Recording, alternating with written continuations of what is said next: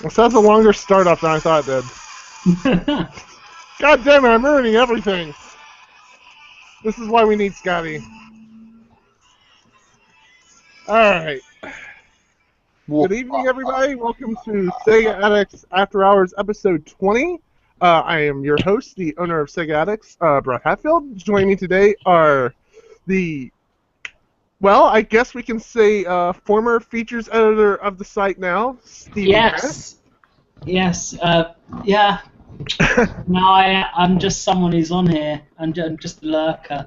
You're just some fucking guy.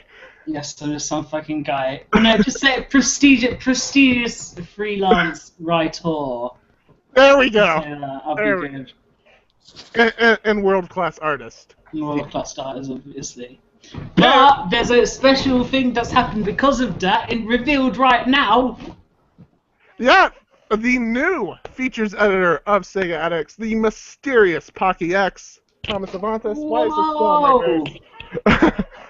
Uh-oh. Yes!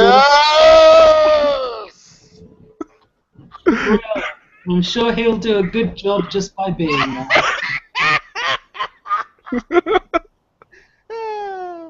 Alright. Scotty specifically told us that we can't have races here anymore, so we have to make Tom out to be a Caucasian. That's why the moustache is present. The moustache is following him around as he like soaked in his newfound power. Yes. Wonderful. It is the moustache of features. Yes. So remember, everyone, we can't. Scotty doesn't want any racial things on this podcast, and that's why you got to pretend to be Caucasian now. The whitest man on the planet, Thomas Avantis. It's not like my last name is Asian anyway. Yeah, it's not like your name is Thomas Ching Chongtus. Tom laughed. That means it's okay. If you're offended, it means it's okay. No, it shouldn't have been. The sound effect should have been ding ding ding ding ding ding. This started off as making a joke about what Scotty was saying, and now we've just done it. He's gonna fucking kill me. Yep. Remember when he said Brett's never hosting again? Yeah. Look what happened. Here I am. Yeah, Scotty cannot join us this week because he is off recording with his band. The highly anticipated Birth Defects, right? Yes, Birth Defects, his follow-up album. It's gonna be so good. It's gonna be super hype. I'm doing the album art for it. I thought are you guys gonna be collaborating? No, the album art's already been done. No. You're doing this inside of the CD case. Okay, good. I'll be. Yeah, like the disc tray behind it, or like the alternate art. What was that? Wasn't it like a Radiohead album that had like secret art behind the disc tray or something like that? It's like Marvel vs. Capcom 3. You got this one, then there you go. You got it right there. You lift out the disc and whoa there, fetus. Yeah, exactly. There you go. It's a statement on taking care of your child, your CDs, just like you would a child. yeah, exactly. Well, you gotta breastfeed your CDs. Scotty's band does music, and that is art. So why shouldn't it say something about the human condition and/or fetuses? Exactly. Yeah. Do you think let's plug them properly? It's winespirit.bandcamp, isn't it? Yeah, they have Bandcamp, Twitter. It's Wine Spirit PGH on Twitter, and they're on Facebook as well. And their album, Against All Odds, is fantastic. Yeah, we're joking now, but yeah, their music is really like genuinely good. It's worth checking out. I still remember when when I first listened to the album, I was so relieved that it was good, so that I wouldn't have to. So you wouldn't have to lie. I didn't have to lie, and that was the best feeling ever. Oh God! But yeah, it is a great album, and I believe they are recording a new album, so it's worth getting hype for. Coming soon. Coming soon. The Birth Defects EP. To a Walmart near you. Yeah, I can get a discount on it. Dope. Okay. All right. You would pay full price for your own friend's thing. Look, man, I gotta get that 10 cents off, brother. Yeah. All right, so Let's get started by talking about what we've been playing this week, what we've been into. Stevie, what you been playing this week? So a little bit actually. I've been playing. Oh yes, I played a game called Free Dead Z for Strategy Informer, which you can find on strategyinformer.com. It's a not good platformer. That was pretty rubbish, but you got to write about them sometimes. And as we well know, writing for a Sega site. Yes, definitely writing for Sega Addicts. I did, however, play a good platformer, which is that My DS. I am a 3DS ambassador, as you may know. It is on my curriculum vitae and my resume that I am an ambassador. I put it on there so all my potential job employers know that I have a 3DS. And have the GBA games on it. So I've been digging for a couple of those. I played Metroid Fusion of it, which is still the best 2D Metroid. And I think I'll say why, since everyone's all like, why do you like Metroid Fusion? Super Metroid is the best one. Super Metroid's rubbish. It's Metroid Fusion is not trying to be like Super Metroid. So when people criticize Metroid Fusion, they're actually criticizing it not being a game that isn't that particularly well designed anyway. In Metroid Fusion, you don't have to run around, walk into a door. Oh, you can't go for this door, you need this power. I'm not going to tell you where the power is or give you any hints. So you run around and just lose loads of time. It's just a time waster. You just get lost and it's annoying and not in a good way. I don't like Super Metroid. But Metroid Fusion does a good job of streamlining that, so it gives you like areas to explore, and they're quite linear in the way that you have to do them, but you can go off in sides, and there is stuff to do once you're there, and it's not like you get constantly assaulted with dialogue. I mean, in the first 10 minutes of the game, I would say are poorly structured, but then once you get into the game, there's not that much dialogue, and occasionally, like 5 times throughout the game, you'll get a page of something from Samus that you can easily forward through, and it's actually quite interesting anyway.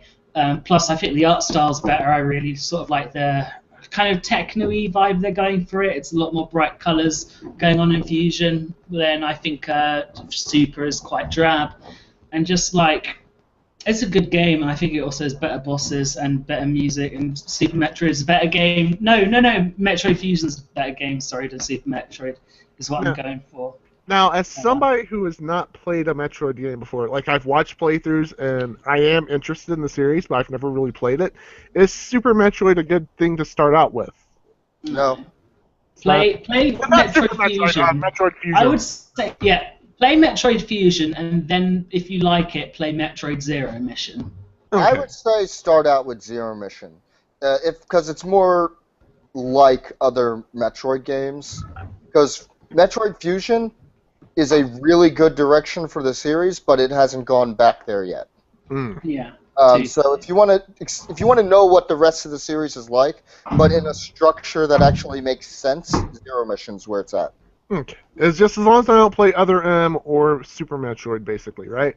I hear Other M isn't a terrible game. It just is terrible for the series. Yeah. When I watched like the cutscenes and everything, it looked like it was.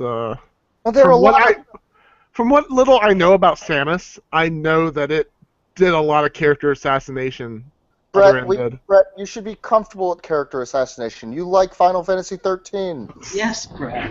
The characters that get assassinated are the ones I hate, like Lightning and Hope, so I can deal with that.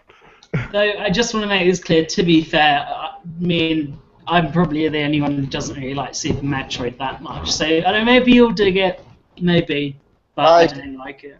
I'm not a huge fan of Super Metroid.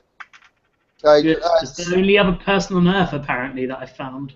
It's just so dull. It's interesting. It's interesting. I can say a lot of great words about it, but none of them are fun. Okay, what I'll say about it is this. It has the pretense of a world which you can explore, but there's only one path to go in it. And that's what I don't like about it, is the way that it's designed and the way that it's conveyed are two completely different things. The way it's designed is to go through a straight line, like Metroid Fusion, because you can't deviate it from any point, or otherwise you'll have to go to that specific place. But the world invites you to explore, when really you can't go anywhere if you don't go through one place first. So really, you know, like it's just really antithetical to what it's about. I say a game that does do the kind of exploration that Super Metroid does seem to want to do is Fez. Fez is a game that's all about exploration, and you can go anywhere through every door and end up any place. And it's a true exploration-based platformer, not like Super Metroid, where there is one linear direction. That's not completely fair, because Super Metroid, it's part of the game is sequence breaking. Like, I don't think it's possible to beat the game in the time the game considers to get the best ending without sequence breaking at least once. But at the same time, I don't exactly consider sequence breaking to be part of good design. Yeah, and also, like, I don't think you'd be able to do that on your first try. And I've tried several times to play Super Metroid, and I just say, fuck it. I don't know where to go, what to do, and I can't be bothered to do it, really. That said, my complete in box copy of Super Metroid that I had from childhood is still one of my prized possessions. The Fusion's a lot better.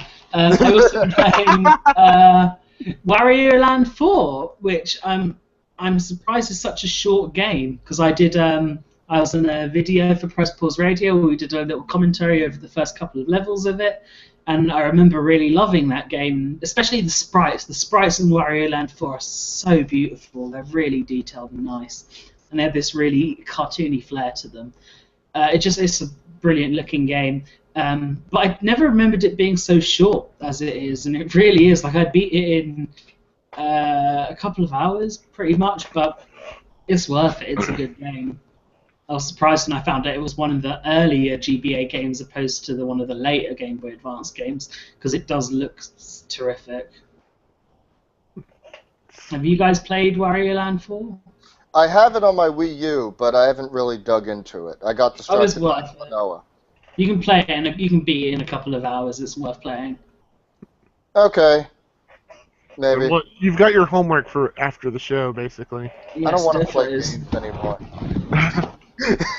Yes, people with moustaches do not like video games, Brett. I'm too artistic to play video games. Wait, mine doesn't even show up on camera that well. You see, my mustache have a shitty beard. is a supreme intellectual mustache. Yes. I think I'm stroking it. Am I? That's what she said. Have you played anything else, Stevie? I'm trying to think. No, just that awful Free Dead Z. Which go check out Strategy Informer, yo. Peep that shit. Are you going to tell us what you reviewed it as before we check it out? I mean, that is your gimmick. It has. Did you say that shit? What? Peep, yeah. Now, what do you mean reviewed it as? A PC game? No, I meant like what you graded it as. Are you gonna okay. 2 out of 10. Oh shit! He actually did. Oh wow! Yeah. It's almost like he thinks no one watches the show. Yes. It's almost like I don't rate video games on a scale of average to brilliant. It's almost like that. Oh man. Yeah. All right, Tom, what you been playing? Even though you hate video games on the PlayStation Vita. Boo. I've been playing games like Fez. Yay! It's the first time you played it, isn't it? Yes. Yeah. Well, no, I launched it on a PC once before I decided I hate playing games on the PC. And then, but no, it's like you've been saying. It's a very open game. And it's not a feeling I'm used to having while playing a game like a platformer. Because even in games like you were saying, in Super Metroid, there's still a place that is the theoretical correct place to be next. So just going through an area and seeing things that I can't get to, or seeing things like that and thinking, is there something I'm missing? And it does get. For example, I've hit this area where it's locked in 2 dimensions. Oh right, I know what bit you're talking about. Yeah, there's this piece. It's the handle. There's piece on top of this handle, but I push the handle and nothing happens, so I don't know what to do there. But either way, I'm having lots of fun. It's a good game. I've said to a lot of people, it's also like a really nice game to relax to. Like a lot of games are really frantic and wake you up. But if you play Fez, it's really soothing. Yeah, before I realized what the game was going for, I found it the opposite, because I kept on thinking, I don't know where to go next. What am I supposed to do? Where am I supposed to go? And until I realized that, no, it's just about being in this place. And that's when it kind of clicked for me. Yeah, a lot of people have described it to having the same sort of atmosphere as like a Studio Ghibli film, something like that, where it's sort of free-flowing and it's more about sort of the atmosphere and taking it in rather than just sort of any heavy action. Yeah, I can definitely see that. I've also been going back to Hyperdimension Neptunia, pee-pee! Oh boy. To once again keep on trying to unlock, see 100% of the events, because that's what you do in a visual novel. Yeah. And if you weren't expecting that, then, well, fair point to you, because let's face it, they didn't advertise it like a visual novel. Has it done? Really? Wow. I didn't know that. I thought they were all RPGs. Well, this was one that they had promoted like it was a spin-off in the same vein of like the Idolmaster games, like an idol management simulator.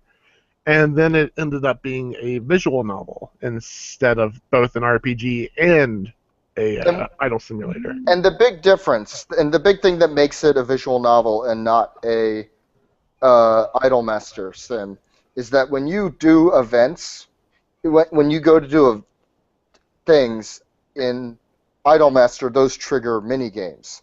In Neptunia, those trigger events, where the only thing there to do is to read more or select something. So yeah, I understand completely why many people felt like this game isn't very hard or very good. It's because it's not supposed to be challenging.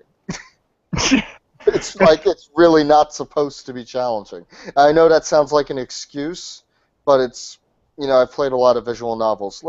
I've had my days where I've played, dare I say, scummier video games.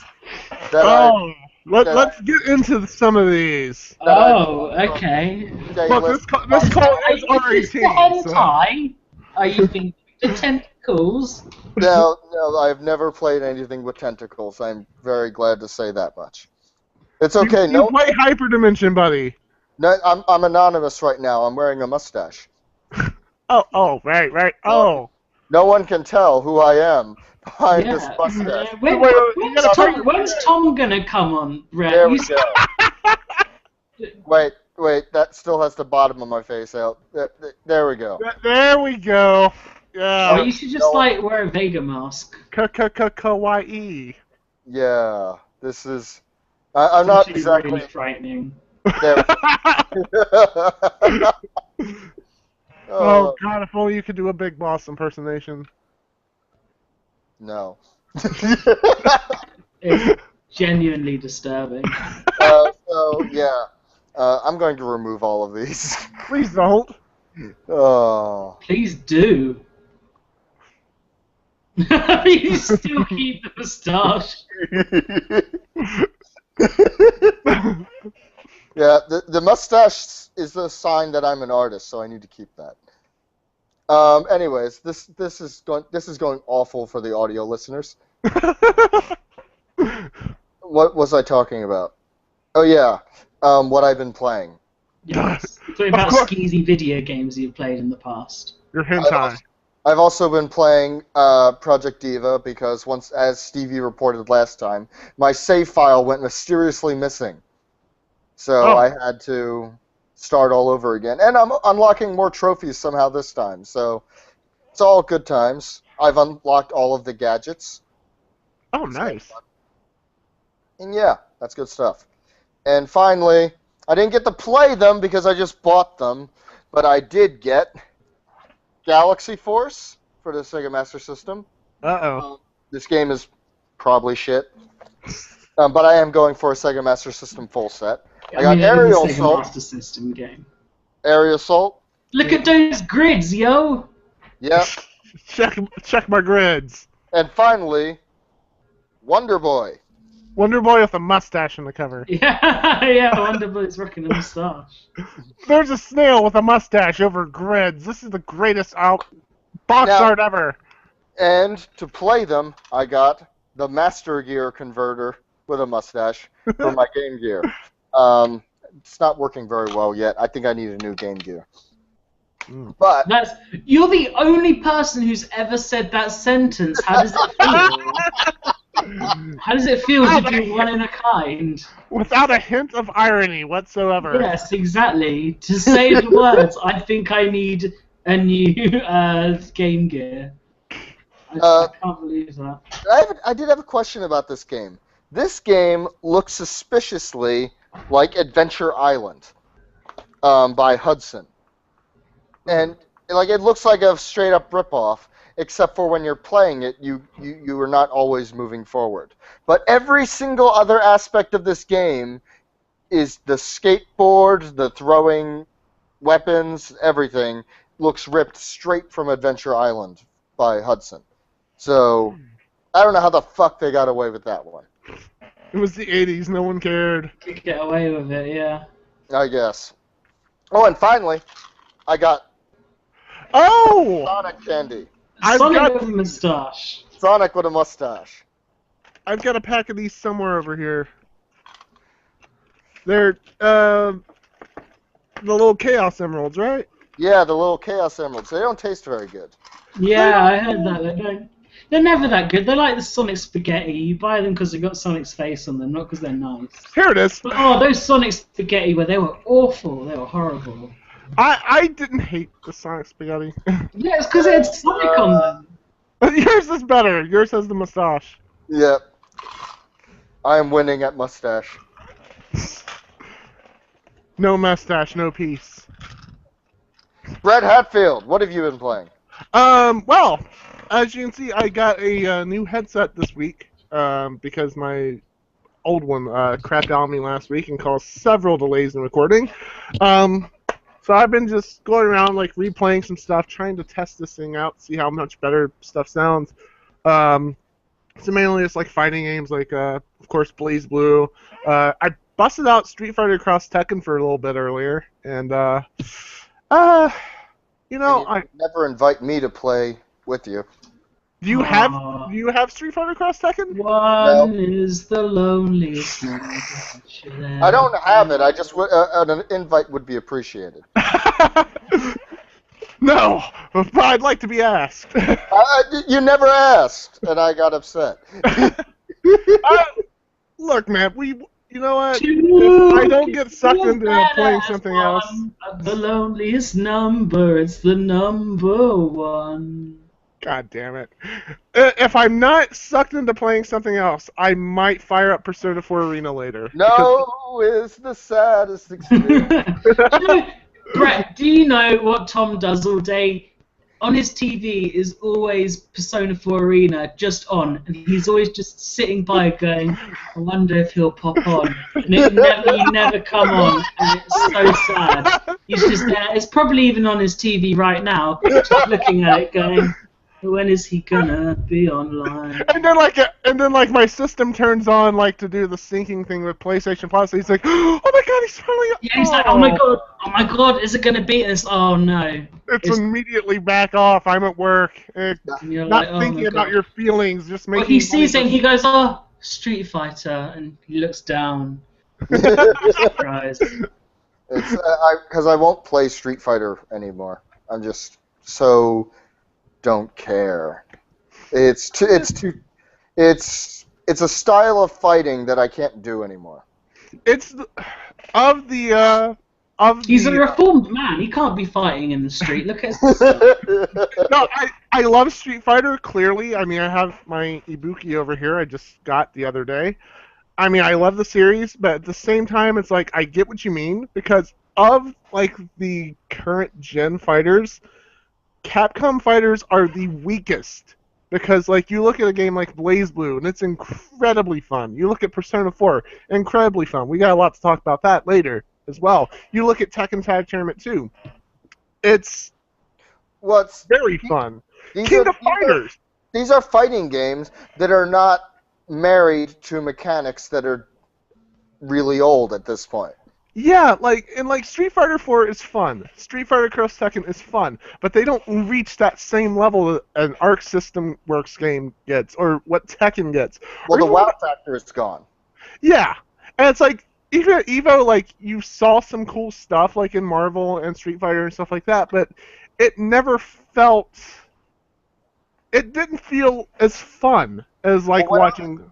When I look at like a Street Fighter tournament, I look at that and think, wow, what skill.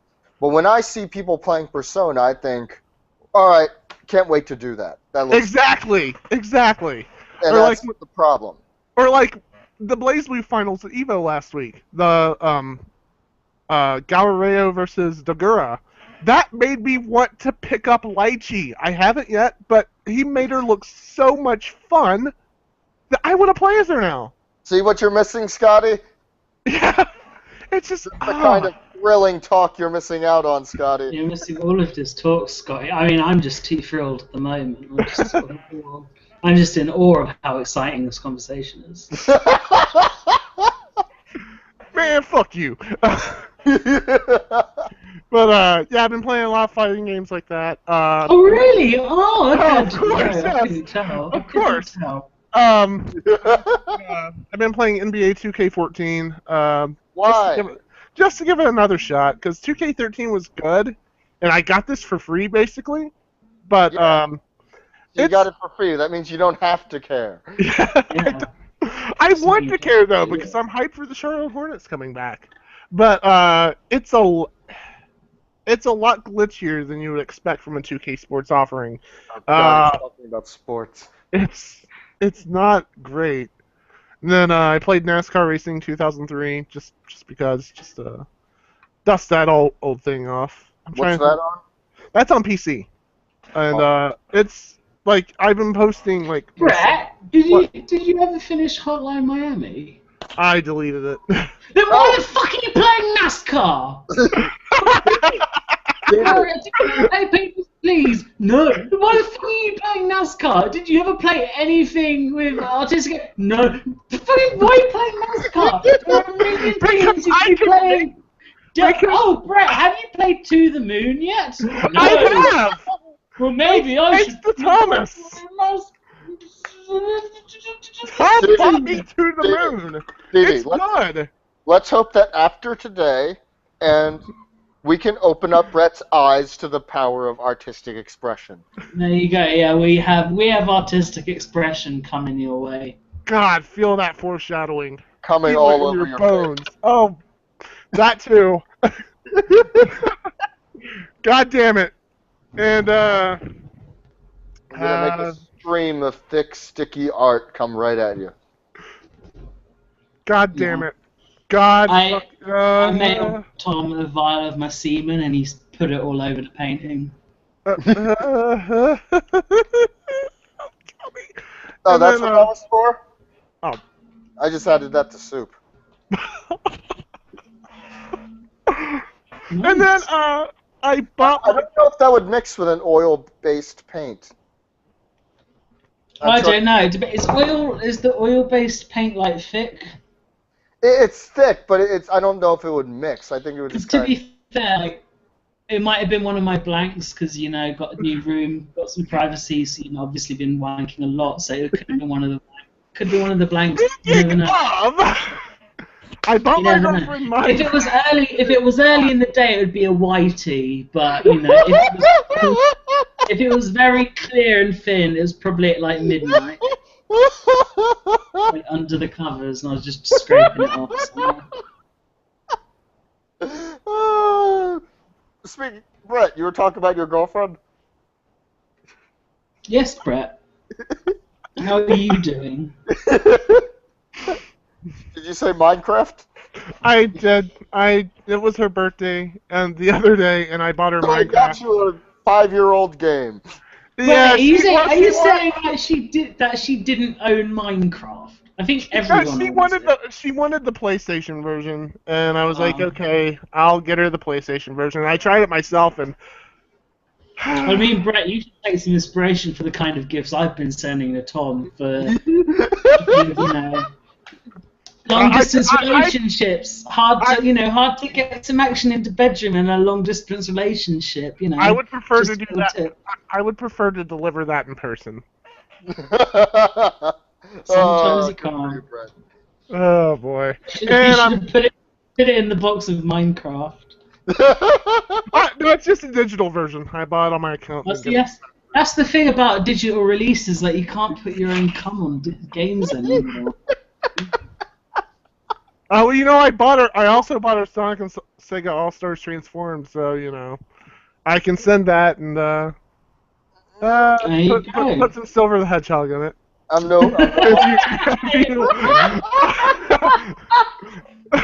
Put some cream in it. That is the new winning euphemism of the year. It's no use. Yep. I feel so bad for anyone listening to this. Oh yeah, Scotty was talking about sexual. Yeah, we weren't supposed to talk about this either. Sorry, Scotty. To be fair, it's not sexual, it's just a fluid, so, it's a result of sex, but it doesn't mean we're directly talking about sexual intercourse. It's very scientific. We're talking scientifically about it. The audience probably has a mental image of Scotty just frowning over his YouTube player. Yeah, exactly. And just sadly doing the Maria song.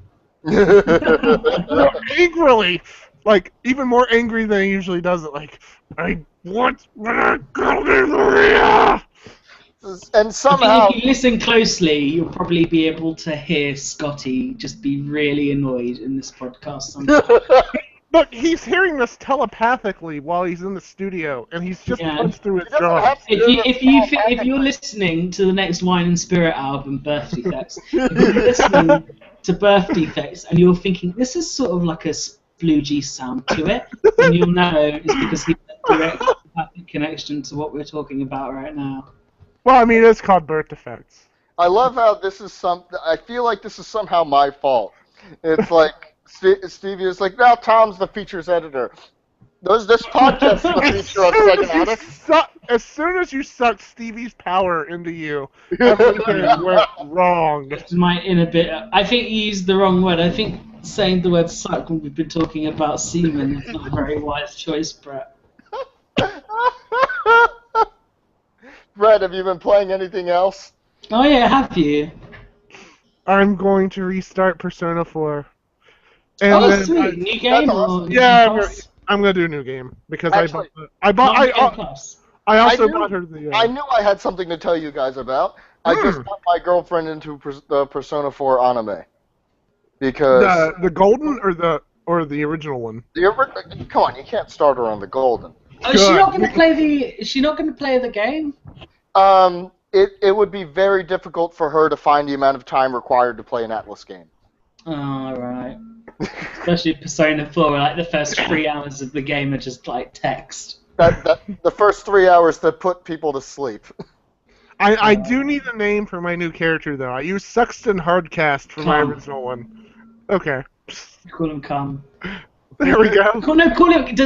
Can you put Silver the Hedgehog? Because now we've associated Silver the Hedgehog with that. You'll be thinking of that every time. Hedgehog-kun. Oh my god! And his hair is silver. It totally works. And he has mystical psychic powers. There you go. Call him Silver the Hedgehog. How does that make any fucking sense? Because Silver has magical silver psychic bullshit fuck ass butts. Fuck ass butts. You're drawing a card from the Seaman Arcada.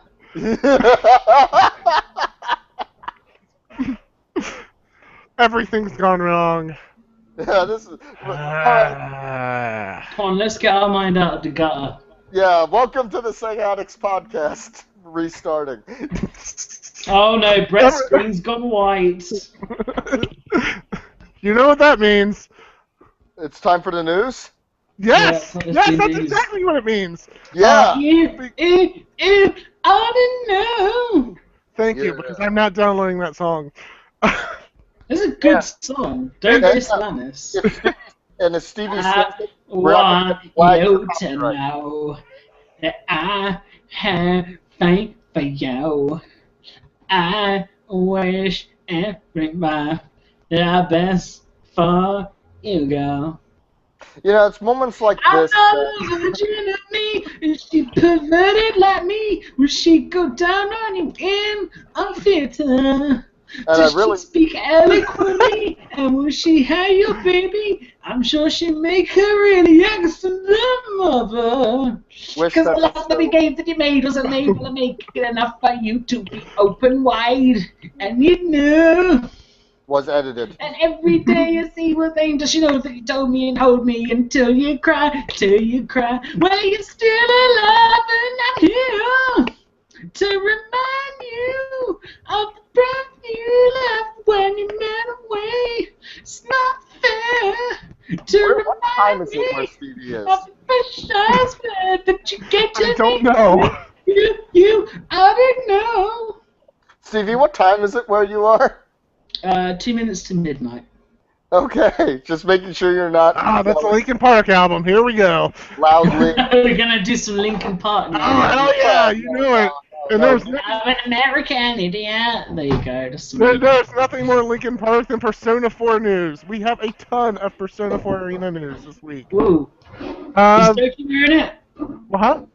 Is Dojima in it? Well, we have 2 new characters in it. Well, potentially 2. We know we have 1. But the first thing we've got is that Persona... Well, we talked about this last week, but Arena will be... Ultimax will be region-free, so people in Europe can import it. No. See, here's the thing. I got that email from Atlas, too, and I was confused because it says region-free in America. So does that mean that the other region releases are not region-free? I get the feeling that the Japanese version is going to be region-locked, but the American version isn't. Interesting. I think that's what they meant. I don't know. Because the wording implies that. Yeah, that's what it implies. That's kind of weird, but either way, people in Europe will be able to import the American version at least, and not have to wait a fucking year for the game to come out. So that's good. Stevie, aren't you glad you get to import freedom? Yeah, I can't wait. I hope just like American flags start assaulting me. You know, Kanji Tatsumi with an American flag being like, "Get bent, this with the tailpipe." Yeah, I would love that. He shoves an American flag up everybody's ass. I'd be done with that. No comment. But there's some other news regarding characters. The first one is that Famitsu revealed that Marie from Persona 4 The Golden will be joining the Ultimax roster as post-launch DLC. So not nice. Not nice, but I can dig it. She looks fun from what we've seen. Better than colors and glasses for DLC. Yeah, that's all we got in Arena, and I like that they're doing this. There's no word on if she's going to get a special episode like Adachi's getting for Arena, but is Adachi the next character? Adachi's gonna be. He's pre-ordered DLC, and then he'll be So yeah, if you've already pre-ordered the game, you get Adachi and his story mode. Whores. Which is bitches and whores and cabbage.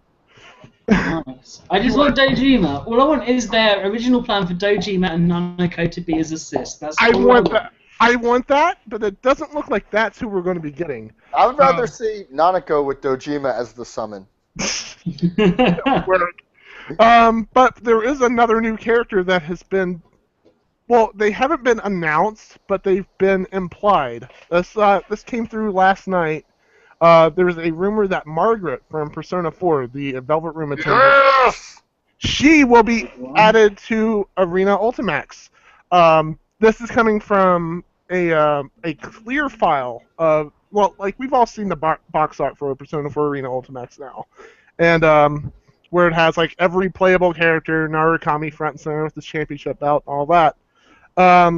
They've been updating that behind the scenes, and there's been a clear file handed out at some recent events that have 2 new additions to it, which you have Marie on the right side of it, which she's just been announced, so that makes sense. But then you look like right under Yosuke and Kanji, or right beside them, and you see Margaret just kind of hiding out there. And there's no official announcement, but given how they've said they want to do more post-launch DLC, and given how Marie's on there, she's playable now, that really does imply that Margaret is going to be playable. So Elizabeth is already there, so why not? Yeah, you get Do you both. know who I'd like to see? Ooh. Young Hummer with Flint Flossie as an assist. Oh my god! But isn't that kind of what Rise is? With those awesome dance moves? I found this Yeah, video. Brett, you sent me a video of one of Rise's moves that looks like a rhythm game. Yes, this is legit. This was from the Evo stream last week. One of Rise's super moves is a rhythm game. It's a command grab, and if she lands it, it turns into a rhythm game, like a Project Diva or something like that. And if you get like every note perfect, you do like 6,000 damage. You do like almost the entire fucking life bar. It's fucking amazing. I've decided I'm dropping Naoto. I'm dropping Igus. I'm dropping Chie. I'm just gonna learn Rise, master that move, and anytime I play Tom online, I'm just gonna spam the shit out of that. It's going to piss me off, and we might not be friends afterwards. It'll be worth it though, because that move is so good. I'm glad that that's what my friendship is worth. Look, Rise has got probably the most innovative super move in fighting games now, where it's a complete genre change. That's fantastic. I'm excited to try that. It's probably got some like horrifying like motion to pull off though, like a Goku Satsu motion or something. Yeah, because so many fucking fighting games out there have moves that I've seen experts not be able to pull off. So yeah, it's going to be interesting to say the least. Like Persona has been a very entry level fighting game the way I see it. So I can't imagine it would be something insane like I said, like the Shungoku Satsu or like some sort of like crazy ass thing. But you never know if it's got that much damage potential. But, so quick, Brett, who would you like to see added to the roster via DLC if you could? Not counting Nanako Dojima, since we've all already. Yeah, we all want Nanako and Dojima. I've gotten pretty much everybody I wanted. I definitely wanted Adachi, because he's one of the best villains. Probably. Oh, is that a spoiler saying that? It's been out since 2008. No, but you see, I only played it recently, and it's such a good part of the game when you figure that out. I said nothing about villainy. There we go. He's just a silly boy with a cat. Actually, to be fair, like, they've kind of spoiled it by having him as a playable character now. If you haven't played Persona 4 and you play that game... Well, even if you look at like his character art, and he's got that smug grin going, that's kind of a spoiler right there. So they're really going off the assumption that everybody who's buying this has already played it. He's one of those characters, though, that it's not necessarily a spoiler to find out he's the villain, because it's ultimately more interesting to see him knowing that he is the villain. Yeah, I would say... Once you find out and you see, like, oh, he's not just an idiot. He's intentionally fucking with you. He's a genius, actually. Yeah, it's a hard one to say, because the thing is, it is a murder mystery at the end of it. You know, and I do like, and if you haven't played Persona 4 and you're thinking, oh, I know who did it now, it's worth it on so many other levels. That's just scraping the surface. You shouldn't let that deter you off from playing it. And there's a much bigger mystery going on if you can unlock the true ending of Persona 4. Yeah. It's a lot bigger than this guy is killing things. Like, I went into Persona 4 knowing that Adachi was the guy, and it didn't deter me any.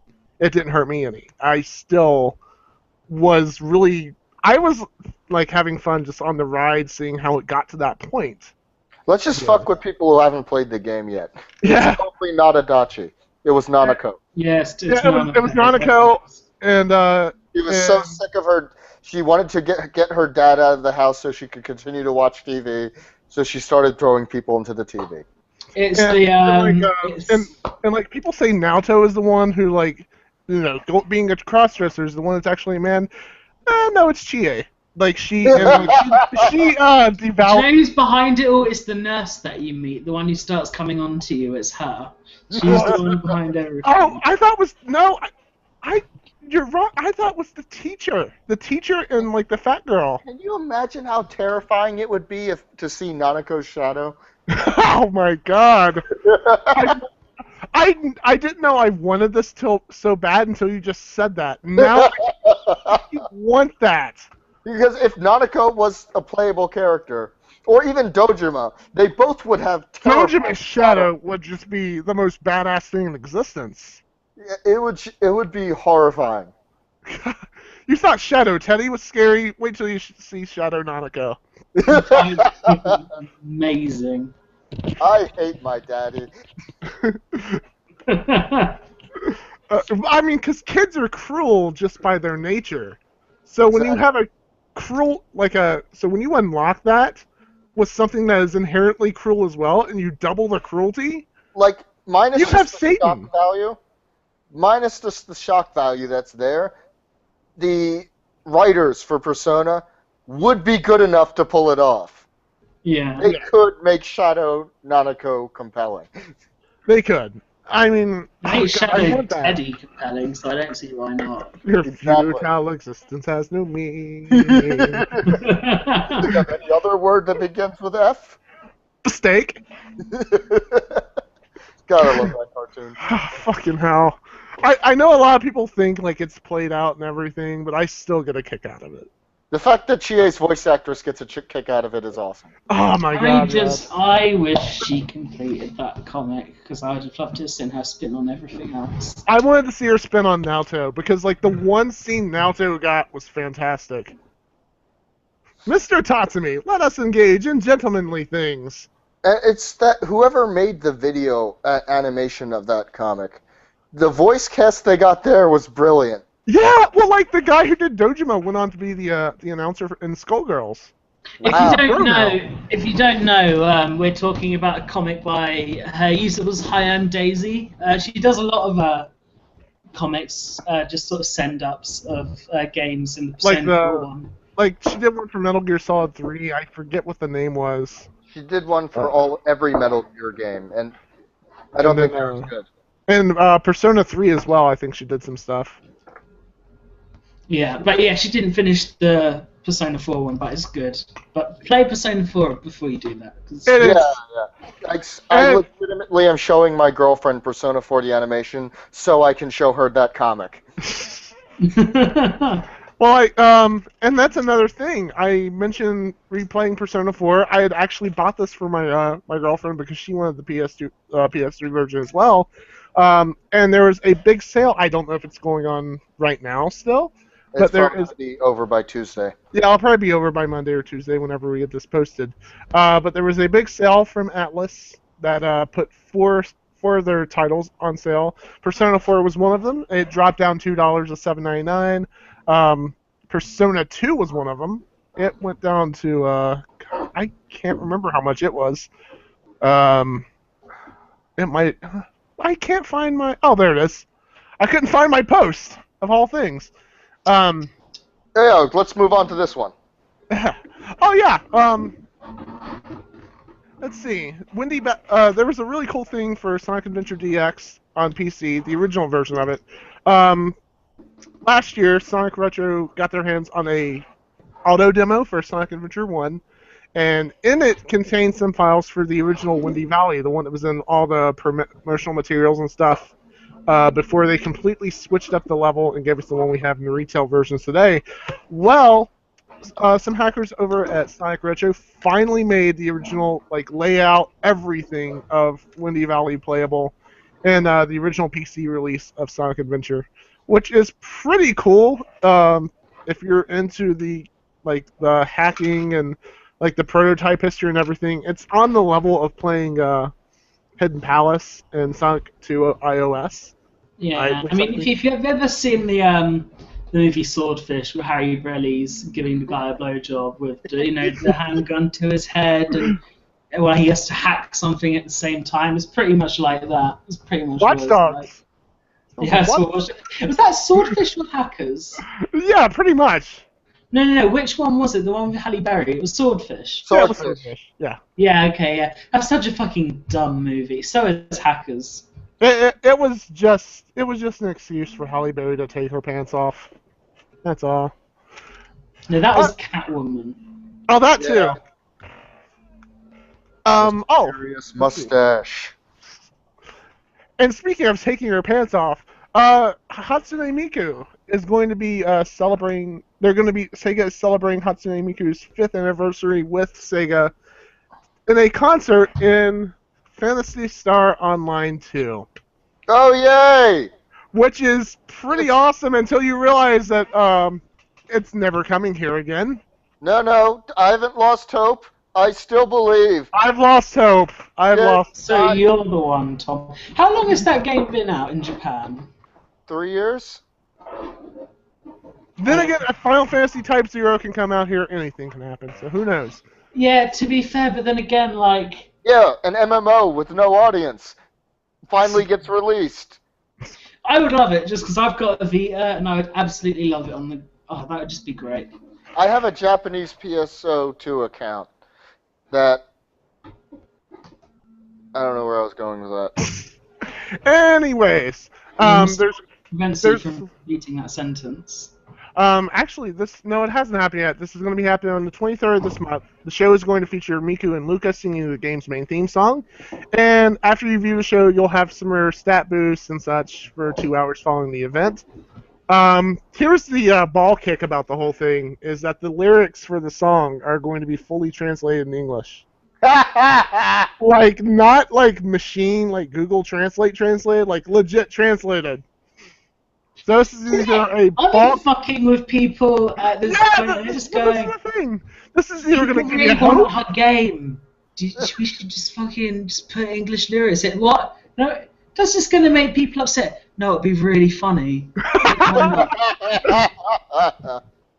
It's like, it's either going to give you hope that it's actually going to come out here at some point, or it's just going to be a kick in the balls. Look, the license plate for Rio in Sonic and Sega All-Stars Racing Transformed was Shen 3. Shen 3. They love fucking with us! To be fair, like, I think... that is funny, though. I think it might just be a style thing. Like, I think in Japan, there's a popular style of music which is Japanese songs with English lyrics, but are said so fast that it sounds Japanese. Like if you play Persona 4 The Golden, I thought that song was Japanese, and then you realise that it is actually English. And I've since heard that is an actual style, which is just English lyrics done so they sound Japanese. I've heard that's just a popular form. Well, the latest release of Miku is supposed to have much better English than previous releases. So V3 Miku has really good English. You might have already heard it. I don't know, but I have. I'm sad. Oh no. I'm just really sad. Let's talk about not Phantasy Star Online 2. Oh, you're making him depressed. And look, he's got his moustache and he's holding his glass up in a fancy way and everything. He's basically Frieza now. Oh, we haven't seen his final form yet. Yeah, we need to see his final form. But yeah, that's kind of a ball kick in a way. Speaking of being kicked in the balls and liking it, I guess, Hyper mentioned that Neptunia V2 has gotten a new trailer. Yeah, it's a dumb trailer. It is kind of dumb. This is a little series they've been doing for a little bit, I guess, to avoid showing us actual gameplay, where they're showing all three showing three little text-only trailers, describing the 3 different stories in the game. This one was for wait for this name. This is great. Hyperdimension Neptunia G Gold Vanguard Game Industry Existence of Change. Wonderful. So I thought I'd just start to try and do different positions on my settee because I couldn't give a fuck about Hyperdimension Neptunia. So. Yeah, it's Well, Brett and I are excited for our pedophilia. I'm kind of excited for it. I just want to see some fucking gameplay. No, I'm being too harsh. To be fair, they always look like interesting games, but I never really had access to them. Actually, since I have been playing through, since I have finished reviewing that one with the PP in it. That's what she said. I have to say, my whole ideas on the series have changed. And I think I've talked about this before, so I'm not going to go into it again. Suffice to say, Neptunia 1 and 2 are still cracks of shit, but V is where the series turned around and actually became something interesting. Yeah, I think that's what I say too, is like, Mark 2 is not very good. I haven't really played much of the first game. Mark 2 is just fucking creepy, but we went over that millions of times here. I don't need to rehash that. But Victory is where everything really turned around. It's like, oh, this is what this series should have been from the start. Right? And you know what? I've finished watching the anime. I haven't finished it. I've got 3 episodes left. Me and Sarah just don't have time to stream anymore. Well, the part that takes up where Neptunia V starts is where the series starts getting good. Yeah. So, like when Plutia shows up, basically. That's when it gets good. Because Plutia and more... Well, Plutia by herself is not really the best character, but Iris Heart, her transformation... Yeah. Holy shit! And here's the yellow Brett. Yeah, I don't like the yellow one. I don't like Peachy, but I love Iris Heart. She is the best character. I don't like Peachy. I like how Neppy responds to her though. Yeah, Neppy. We're calling her Neppy now. We're too far gone. We can't be saved anymore. There's no saving us. Stevie's got the right idea. Just go on without us, bud. But yeah, it is going to be on the PS4, so that I'm interested to see seeing how this game looks on PS4, because one of my bigger well, I guess not really a complaint, more or less a gripe, which for some reason is lesser than a complaint in my mind, is that the PS3 games look more like upscale Dreamcast games, which I guess they do. And I don't know if that's kind of like the aesthetic they're going for, because it is about basically Sega consoles saving the world. They look like the thing is, they don't even look like Dreamcast games. They look like what if RPG Maker released a 3D engine. Yeah, and it's very off-putting. So I'm wondering, like, if they're going to... Compile Hearts games look like that. Yeah. And I'm just wondering if they're going to stay with that kind of aesthetic on PS4, or if they're going to like actually crank things up to a higher level, because this has become a full-fledged franchise now. Well, they did an anime series. They have money now. They got money. They've got spin-offs. They got not just PP. They've got the War game coming out on Vita. They got money from creepers like us coming in by the handfuls.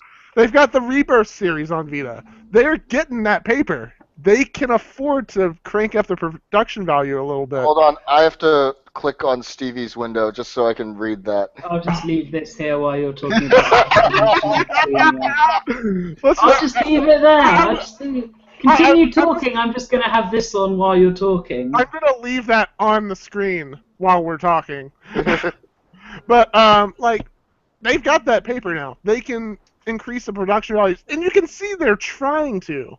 In Victory. I mean, they got Nobuo Uematsu from Final Fantasy to do parts of the soundtrack. It's not just Victory.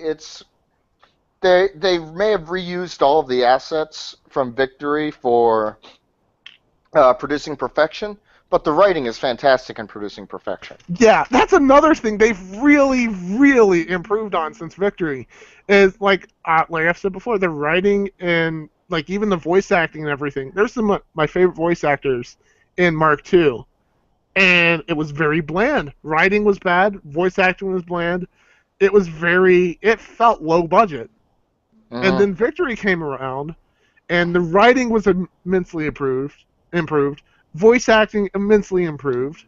Well, they they upped the pedophilia in Mark II, and so all of this money from people like us started coming in. And I didn't even pay for Mark II. I got that for free from NIS. I got mine used from GameStop, so I think we're okay. Yeah. We're not on any FBI watch lists. yes, we fucking are. But like, I think once you put the disc in, it actually sends out a signal to the FBI. Barack Obama gets like an alert every time I play Hyperdimension Neptunia. If you live within 2 blocks of a playground and own Neptunia, you're on a watch list. Oh fuck! Well, there's like a church school right across the road from me. Is that bad? Yeah, that's bad. That's bad. Get rid of those discs. They're watching you. They're watching me. Oh fuck! No, it's like I'm on a watch list because I have Rebirth 1 pre-ordered. Oh god! The actual name for that Vita game is Hyperdimension Neptunia producing pedophilia. That's the real name for it. Pedophilia perfection. God damn it. God damn it. And this is why we will never get a review copy from NIS for anything. Ever again. That and I called them creepy. Well, one time. They factually are. They factually are. Like, no. I just want to take a moment to talk directly to the people who work at NIS. I don't think you're creepy. I don't think what you do is wrong. I think what you're trying to do is produce an entertainment product that for the niche audience that really likes anime stuff that comes out and is published, obviously, by made by Nippon Ichi Software. I get it. Anime titties. But you have to be self-aware enough to realize that there's a sizable amount of people who think this is really fucking creepy. And if you aren't self-aware enough to see that, then I apologize, but I can't not say something. Yeah.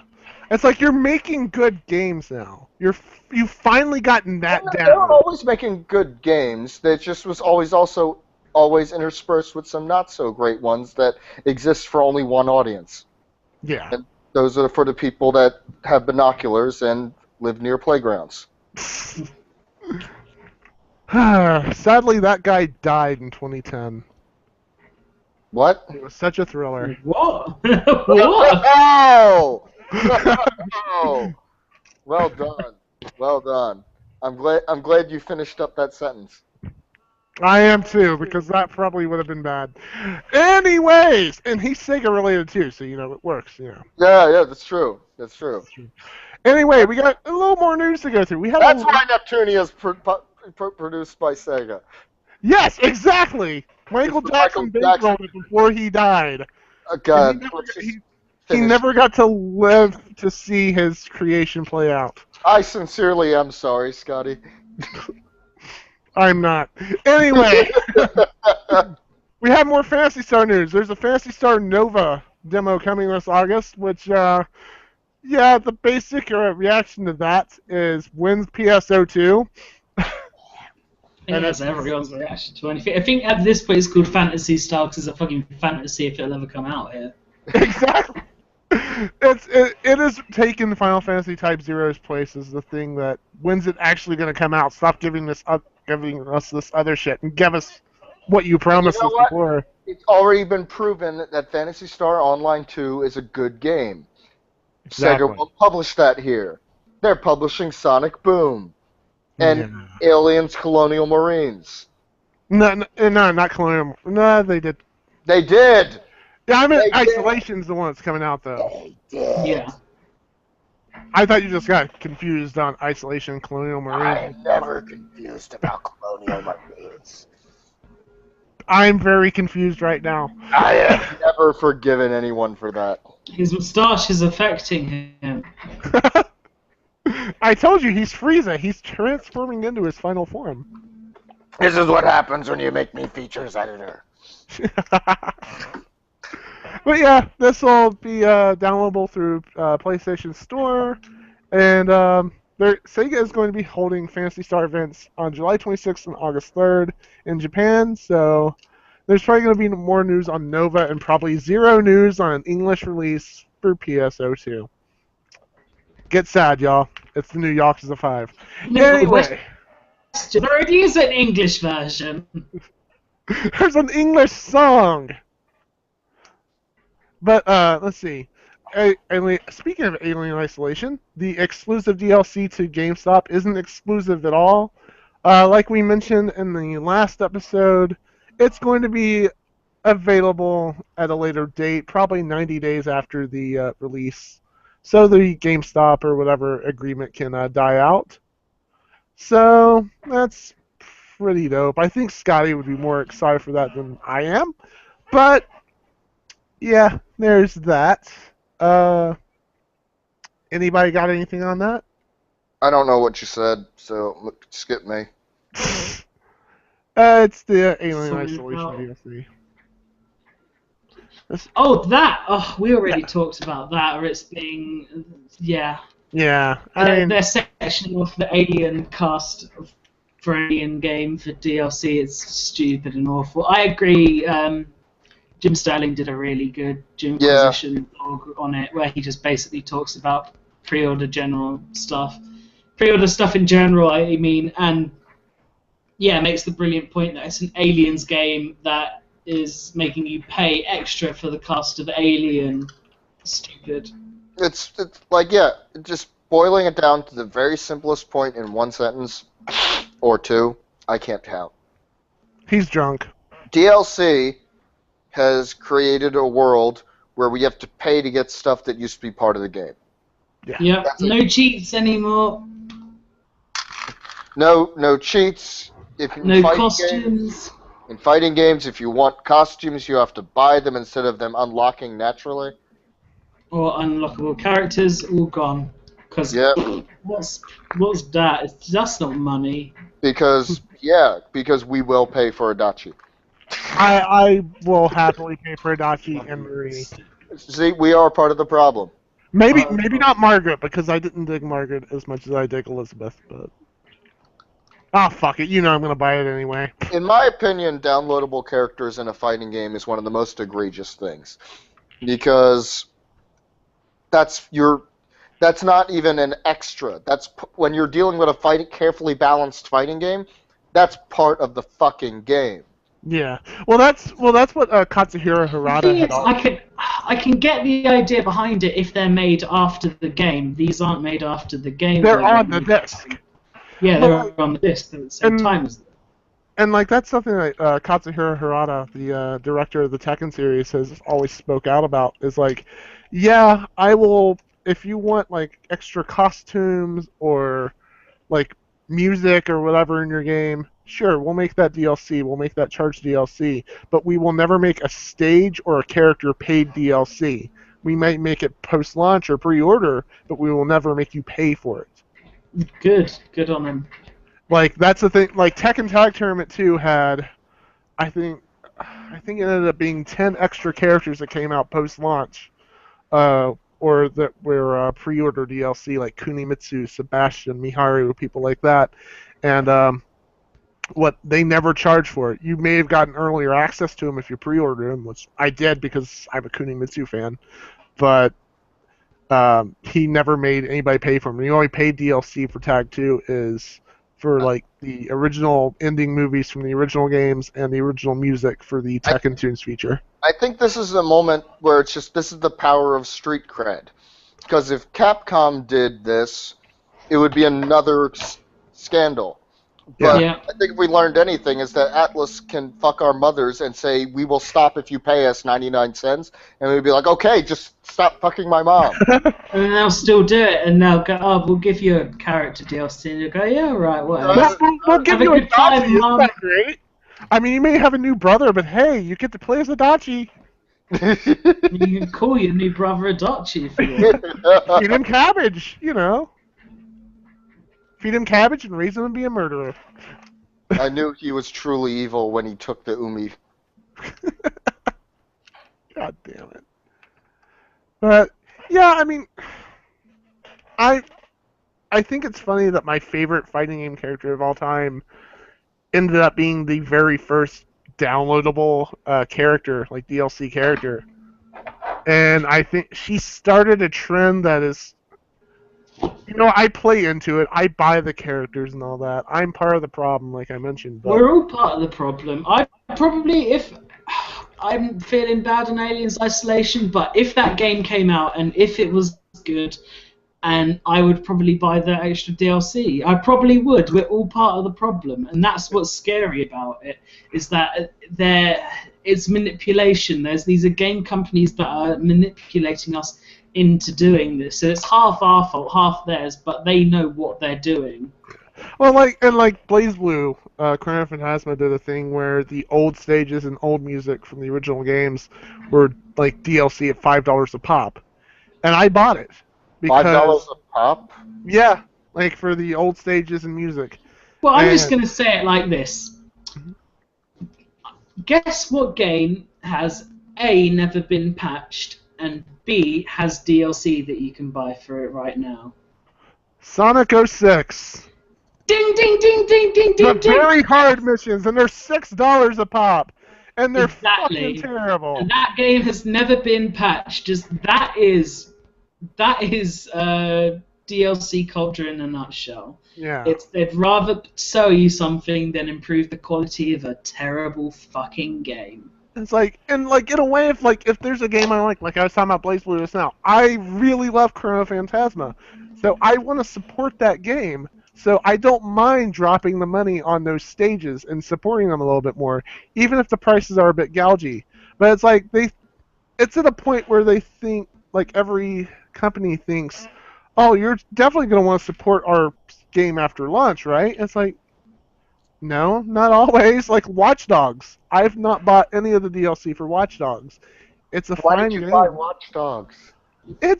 I thought it was fun. I mean, it's not that bad. It's No Saints Row, but yeah, you like what you like. Whatever. I have no room to talk here. We're not judging. I really have no room to fucking talk here, but still. I know. Where's Scotty when you need him to say things? But it's like, I don't mind buying the DLC for like something like Persona or BlazBlue or even a Tekken, even though they're not going to do it like that, because I know they're fantastic games. I want to support those. I want to support those companies. There are ways to support things you love. There are. Buying DLC. But a poster doesn't let me play as Adachi. But like Final Fantasy, like Lightning Returns, there's a ton of DLC for that I haven't touched, even though it was a fine game. I'm not going to buy that DLC. It's useless. Like that's the thing about a lot of DLC, and like especially like RPGs and like sandbox games is everything is like, for the most part, it's useless compared to the stuff you already have when you start the game. Like I did buy the Gullwing outfit for Lightning and Lightning Returns because I love Final Fantasy X too, and I just wanted to use that costume, and it's terrible. It's not worth it. Lightning wasn't in that game. Huh? And Lightning Returns. Yeah. Oh, Lightning Returns. All right. Yeah. She just had a costume, like Yuna's costume from 10-2. It was like DLC, and I bought it because it was on the cheap. But Brett, what's next? Oh yeah, what's next? I'm going on. Yeah, we're too depressed from talking about DLC. Well, let's talk about something else that's super depressing. Archie Comics will be publishing the Sonic Boom comics, and only one person here, I think, likes that news. Scotty. And he's not here, so we have all the right in the world to trash it. Yeah, I've never read a single Sonic comic. So I have. I can't say yay or nay to them. I read a lot of them back in the 90s and everything, but like once they started like adding like Julie Sue the Echidna and stuff like that, it's like what? Yeah, they like added like way too many like basic OCs well, Stevie talked about this in a thing that was posted earlier today. Oh yes. Fan characters. I'll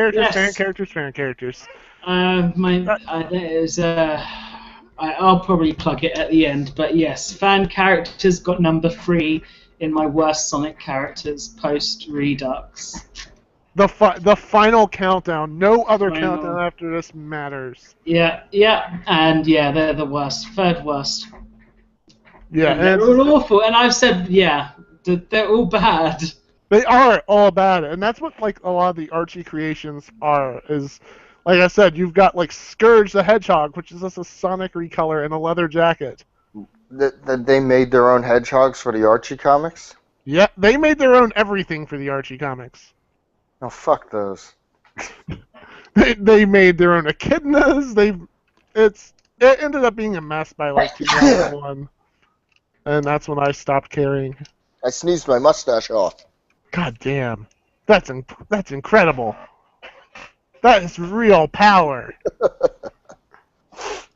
Yeah. Here's one you might know a little bit about. Abyss Odyssey is out, and that was the one you were talking about a lot the last few weeks, right? Me? Yeah. No. That wasn't the one? What was... I thought it was Abyss Odyssey. No, I've been talking about Etrian Odyssey. Oh, fuck. Okay, yeah, now I feel stupid. Yeah, Abyss Odyssey can eat a dick. I have no idea what that is. It's, actually, I've seen a preview of it. The art style looks beautiful, but I know nothing more. Yeah, it's, what Sky described it as is a combination of Smash Brothers and roguelike RPGs. So... That is an interesting combination. That is pretty interesting sounding, but I don't know if it's something I would play immediately. I'll wait and see if I can get a demo or find a price cut for it. And let's see, what else is left? Sega will be at San Diego Comic-Con, and they will be bringing... let me see, what are they going to be bringing? I'm not prepared for Sega will be at San Diego Comic-Con. Here's a bit of news. The sun will come out tomorrow. And they're going to be bringing playable versions of Sonic Boom, Aliens Isolation, and Project Diva F2. And that's the only thing I really am sad about not being able to play is Project Diva. Amen, brother. But that'll be out in a couple months, so, you know, I can wait. I waited patiently for the first one, so a couple months more wait. Ain't nothing. But yeah, they will be playable at Nerd HQ, just down the street from the convention center. So if anybody listening is going there, go check it out and ignore Sonic Boom and barely ignore Aliens and just play Miku. That's all you need. Yeah, just do that. All you need is waifus. I mean Mikus. Remember, we have a person here that has actually played Alien Isolation. And he didn't give it a good Lackluster. Aliens stuck in the door tier. Yeah, definitely. Let's cheer ourselves up. Let's cheer ourselves up with cats. Yeah. Robot cats. Robot cats. No, I know what will cheer us up. Some incredible art. Wait, what's the one I posted most recently? The Altered Beast. Oh, just let's do the one I posted and then we'll move on. Yeah, we have to talk about... We have to remind people that there's a $100 Altered Beast statue available. Oh yeah, fuck, yeah. Which I love the post for, by the way.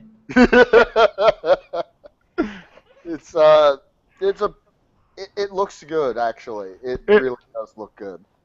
If I cared about Altered Beast, I would be interested. I don't give two flying fucks about Altered Beast, and I want that statue. Altered Beast is a terrible game, but that statue looks cool. It is not a good game at all. It's not something I would pay $100 for. Alright, so on YouTube there's a channel called Sega Channel, and they basically did an explanation as to why Altered Beast is great.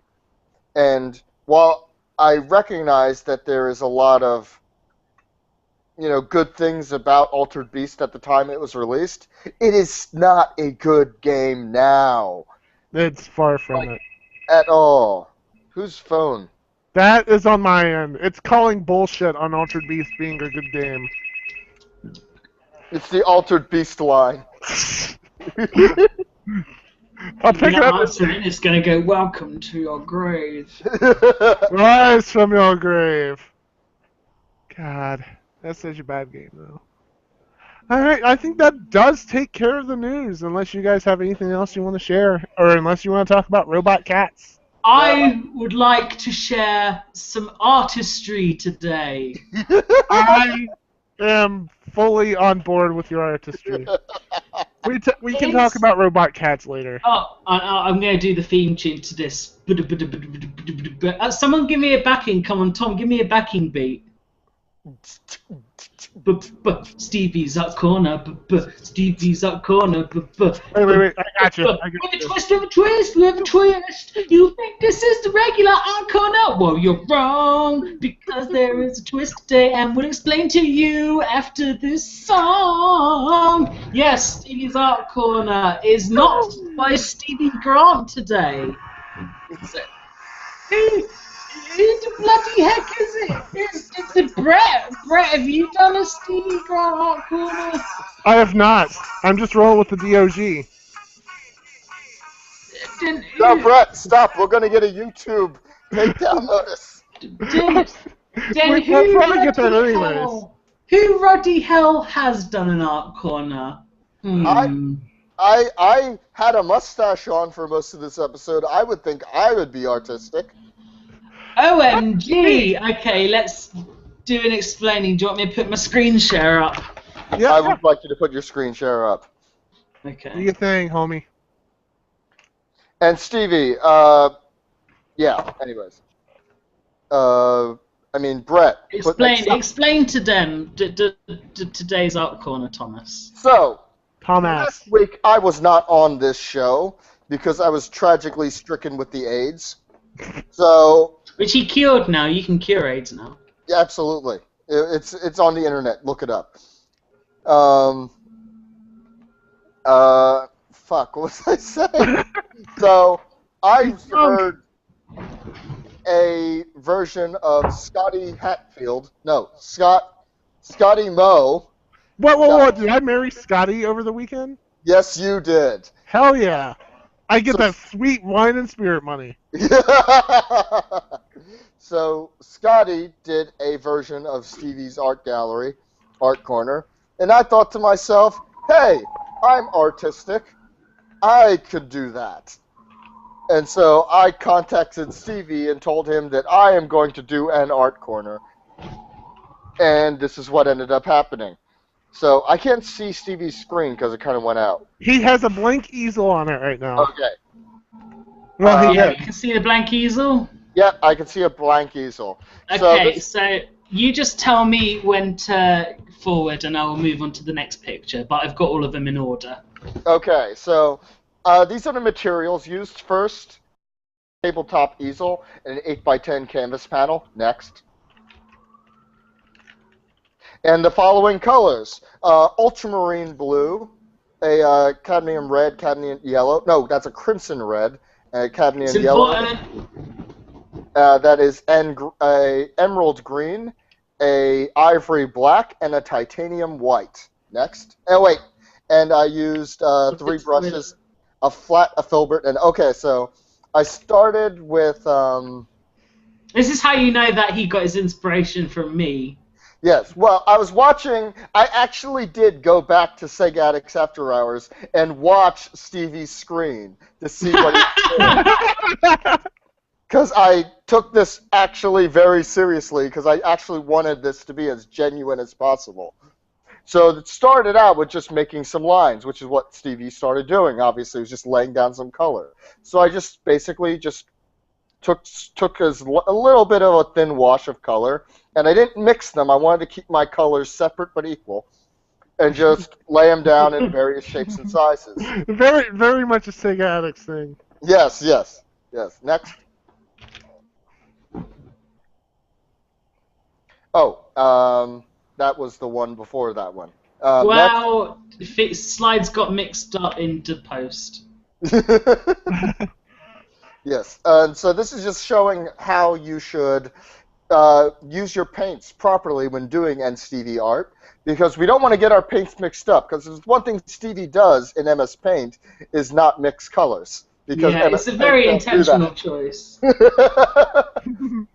So I wanted to keep my colors as pure as possible. Once again, separate but equal. Next.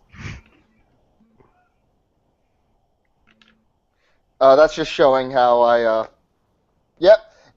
There we go. So this is when I started adding some thicker streaks, some more intense lines, and actually started letting the colors blend a bit on the canvas itself. I wasn't worried too much about that because I figured, you know, why not? We're just going to actually use paint with emotion instead of just thought. And next.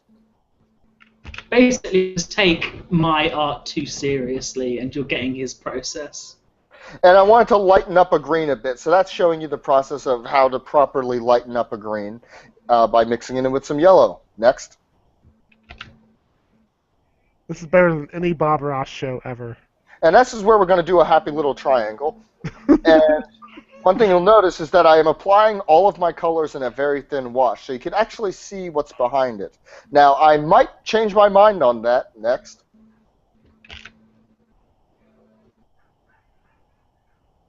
And that's just a zoom out to see how that filled-in area looks with everything else. Next.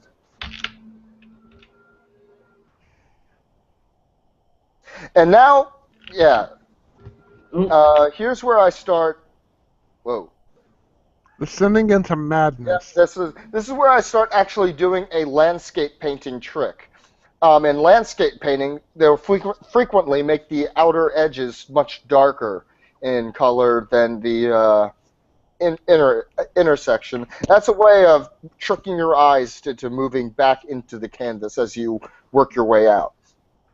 And for that, I just added some very muddy colors on the edge. I just wanted to keep it darker in tone because I can play with it more later. Next.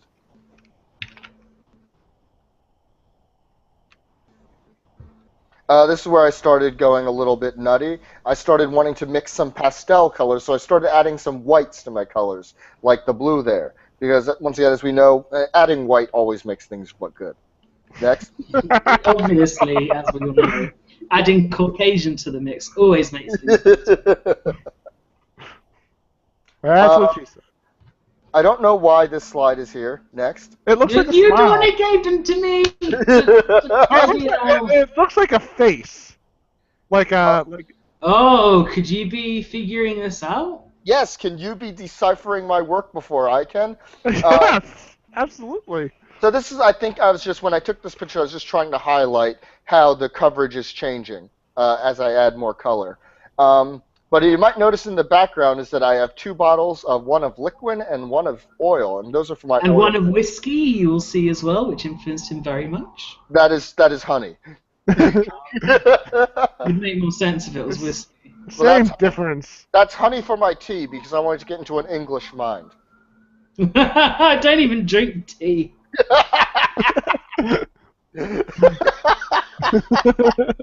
Next. Was not expecting that answer. Did you not watch last week? He went on a whole thing about how he doesn't drink tea. I didn't watch. I watched enough to know that Scotty did this. I don't remember that, honestly. I can't remember. Maybe I was off camera. I can't remember. I know Stevie was like all about how he didn't like tea. This is me adding my pastel colors into the mix. Once again, I had the darkers on the edge, and I wanted to add pastel in the center. Next. Very 90s. And there we go. That's not paint. That's blood from a hooker you killed. That is, yeah. That is the final product. Close.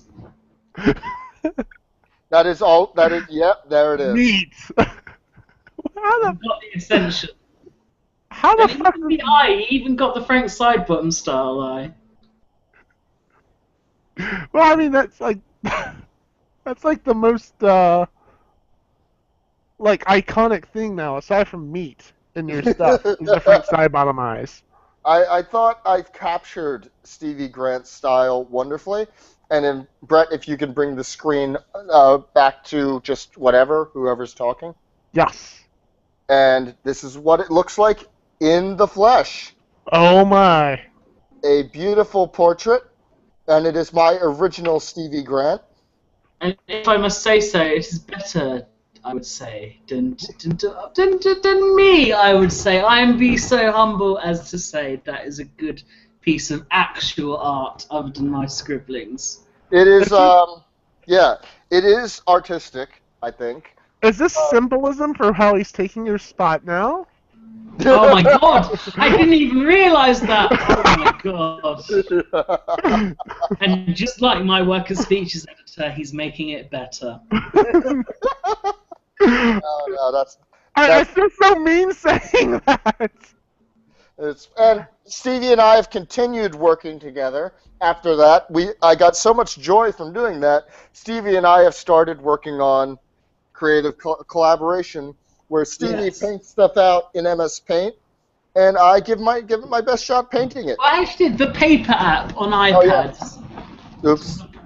Okay, go on, get it right. Come on, get my tools right. But there is a picture that I found out Tom worked on quite aggressively, which is brilliant. That he put. Didn't you use, like, knives or something? So I wanted to work on this like a Jackson Pollock, but Jackson Pollock worked on much larger canvases than I have the room for in a studio apartment. So what I did to simulate working like Jackson Pollock was I wore a 20-pound weight vest. So it increased the stress of having to move around the canvas while I painted on it. And I think Stevie's frozen. No, I'm here. I'm just blown away, sorry. By my own artistry through you. And then I was actually having a pretty piss-poor day when I painted that.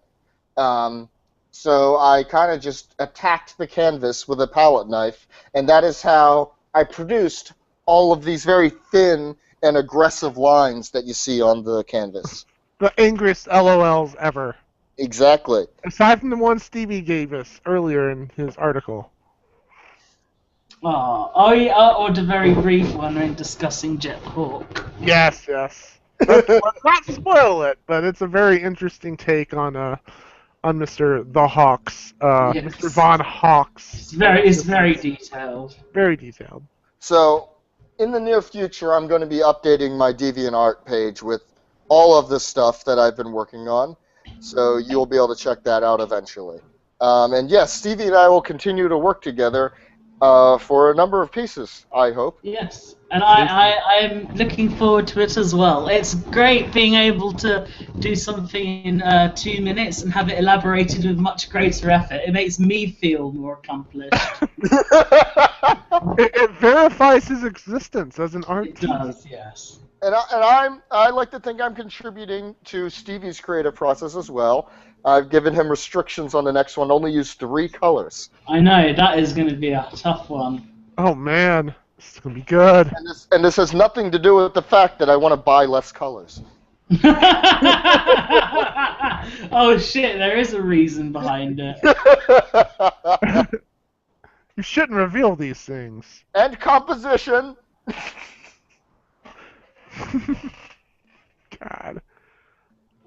So that was Stevie / today Tom's Art Corner. Delicious. Alright, so with that out of the way, I believe we have some questions to answer from our boy Nick Nugan. Nick. Okay. Okay. This is my transition into Nick Nugan's. Nick Nugansack. Where did Tom go? Oh, there he is. I see your hand. I'm kind of drunk. Yeah, I could. Do you really think we couldn't tell? I remember the last time you were in that position on a thing we recorded, and it was the Sonic 06 recording. As soon as you were his moustache, he admits he's drunk. Wait. Shit. Alright. Oh, good now. Good. The alcohol melted away your mustache. He's pulling a me at Michael's house. Jesus. What are you doing? Alright, so, God damn it. Do you want to ask the questions, or... Oh, we got some from Scotty as well.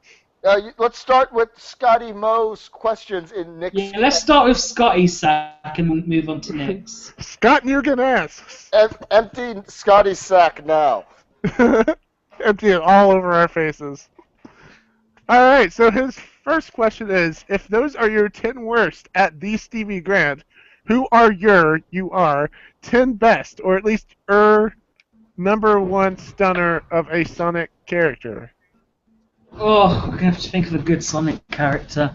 I'll just say Knuckles, classic Knuckles. I think the only real answer is Cream the Rabbit. God damn it, you people.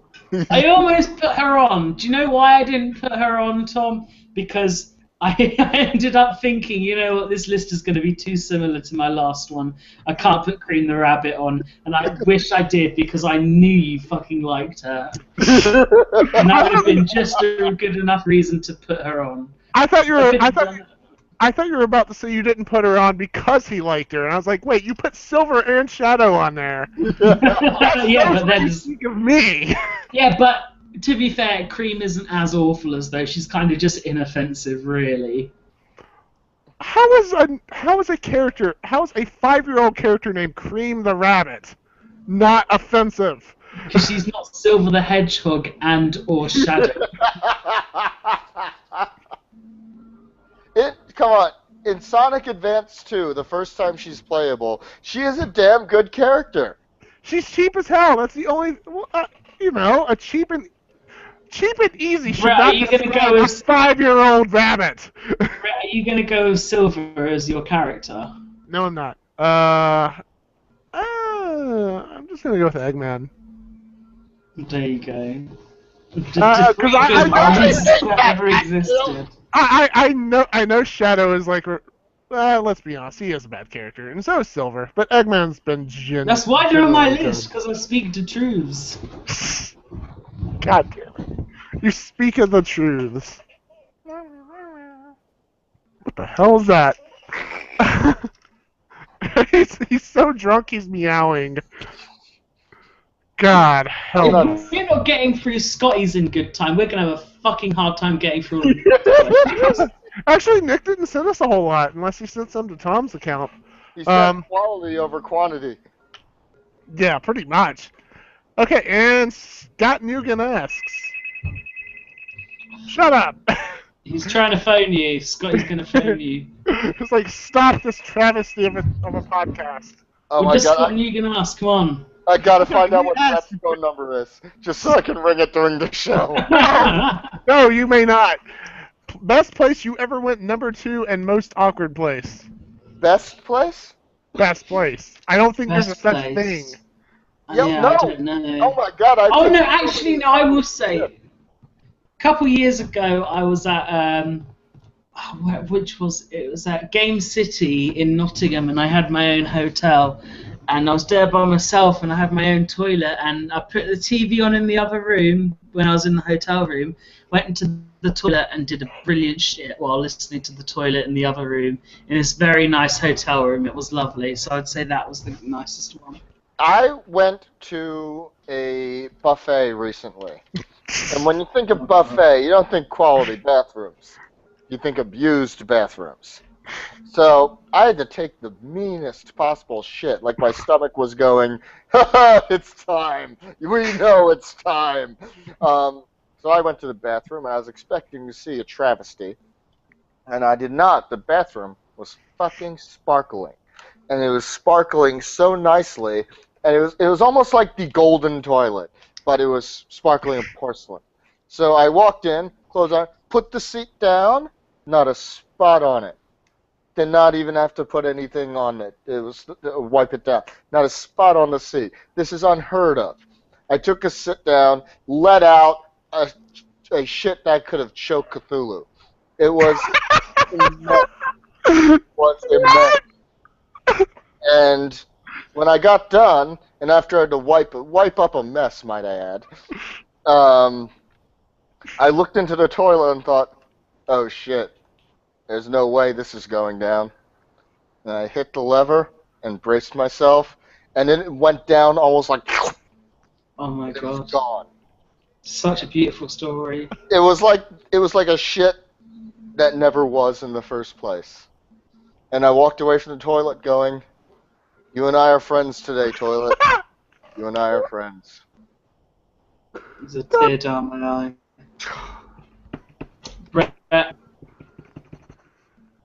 was the best shit you've ever taken? Come on, we've got through Nick Nguyen's questions to go through. I'll just say this: the toilet in Australia in the hotel I stayed in had one of those things where it shoots up when you flush. Oh my god. That's it. You gave your booty a butter? That was when Brett got his sexual awakening. This is all I don't... Scotty and us, come on. Scotty's questions are done, so we're going to go to Nick, and we're going to talk about Sega things, actually. Even though they have released a lot of shit. Nick Nugan asks, would Shenmue be improved by it being about a daughter trying to find her mother's killer? I actually really like this question. Yeah, that'd be a good idea. Look at the transition we just made. We went from Tom talking about epic food time. Yeah, exactly. To serious discussion about Shenmue. And gender equality in video games. Exactly. It would be good. We've already seen the son looks for father thing in lots of media. Daughter looking for a mother would be quite unique and cool. I think it would be especially interesting just because of the way Shenmue is formatted. Because Shenmue as it is expecting you to go into the life of this guy avenging his father's death. But it's expecting you to legitimately go into the life and live as him. And it would be interesting and unique to see that all from a female perspective. If only because then it forces you to live as a woman for a bit. And I think... And as we know, that is Pocky X's dream. That is everything I want to happen in my life. Well, I mean, he's got Naoto behind him, and she's his inspiration. It's just a reverse inspiration. You're the meaning in my life. You're the inspiration. This is an Elite Beat Agent, goddammit. You feel into my life. You're the inspiration. Oh, why have you needed me? No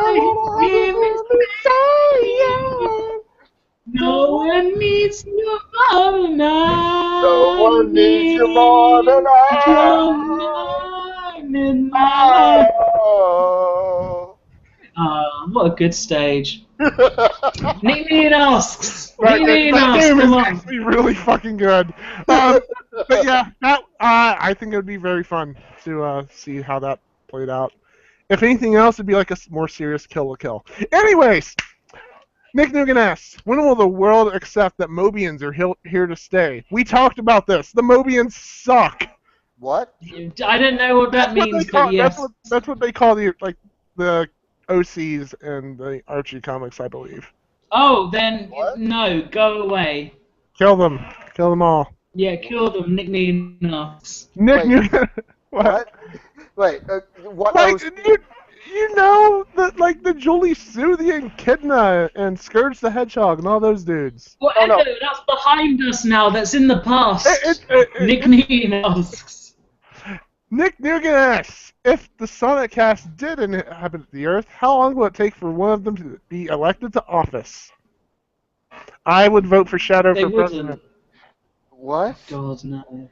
We just had a controversy over Barack Obama's birth certificate. They're never going to let a fucking talking animal. Look! It's time for a real black president. It's time for Shadow. Yeah, to be fair, Shadow the Hedgehog would be a good black president.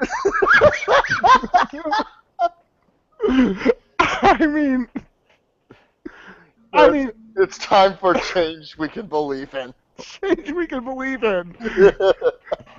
Iraq control. Will he get re-elected as he faces his damn 4th year in office? Damn. God.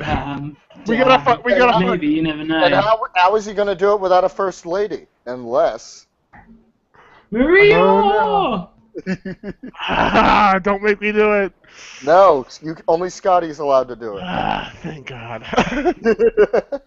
Nick Nugan asks, come on. Nick Nugan asks nothing. That's the last question we got. That is incredible. Oh my God, that is incredible. Oh my God, I don't know what's happened to me. I'm feeling really weird.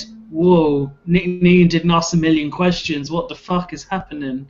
And we actually asked to send us a million questions.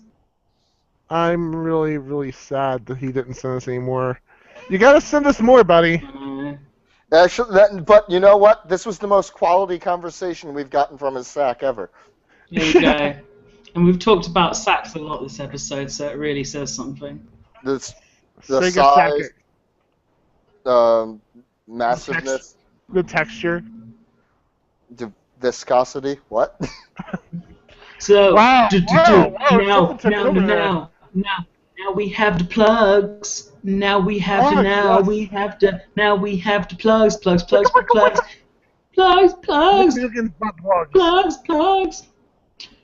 Plugs. Do you know what plugs are?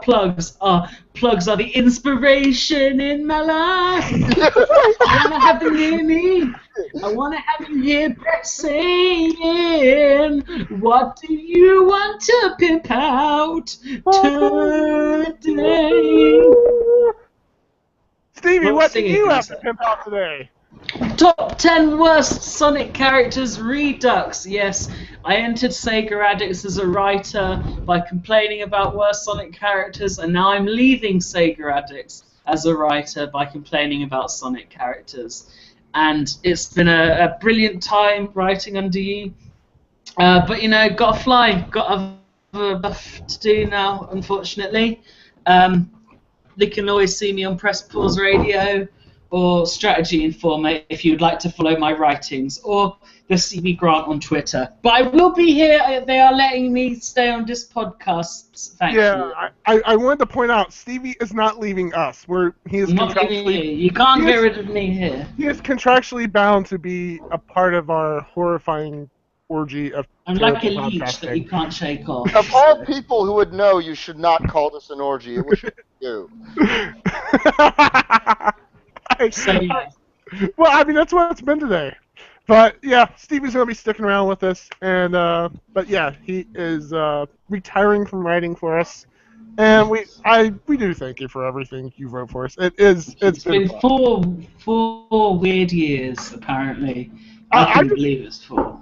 I'm amazed that we've both been here this long. Yeah, I was. As we both. But I couldn't believe the top 10 worst Sonic characters came out 4 years ago, and it's still getting hate. So my plan is that this article will follow me through the rest of my life.